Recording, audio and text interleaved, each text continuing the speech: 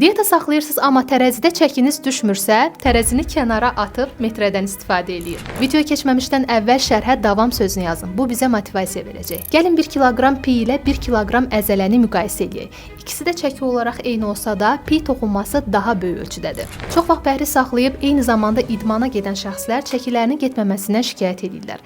Əzələ kütləsi artdıqca tərəzidə dəyişiklik görünməyə bilər. Bu normal haldır. Amma paltarlarınızda siz mütləq şəkildə dəyişikliyi hiss edəcəksiniz. Elə indi metrə götürüb bel çevrənizi ölçün. Çünki bədəninizdə yağın azaldığını göstərən ən etibarlı üsul məhz metrədir. Gələk indi də necə arıqlayaq sualına. Rasionunuzdan şəkərli, unlu məhsulları çıxarın. Zülal və protein tərkibli qidalara üstünlük verin. Hərəkət edin, su için, axşam tez yatın və yanaşı olaraq arıqlamağa dəstək olacaq alfa-xrom qəbul edin. Alfa-xrom bildirim ki, dərman deyil, qida əlavəsidir. Tərkibində alfa-lipoik turşusu və xrom maddəsi var. Bu maddələr aclıq hissini və şəkərə şirniyyatı olan meylliliyi azaldır. Yanaşı olaraq arıqlamanıza dəstək olur. Alfa-xrom dəraltı toxumalarda, qaraciyərdə və daxili orqanların ətrafında yığılan piyləri parçalayır. Yenilərinin isə yaranmasının qarşısını alır. Üstəlik bu yağların enerjiyə çevrilməsinə də dəstək olur. Hərəkət etdiyiniz zaman yaranan yorğunluq və halsızlıq simptomlarını aradan qaldırır. Alfa-xromun ən faydalı özəlliklərindən biri də zərərli xolesterinin səviyyəsini azaldır və ürək-damar xəstəliklərinin inkişafı riskini aşağı salır.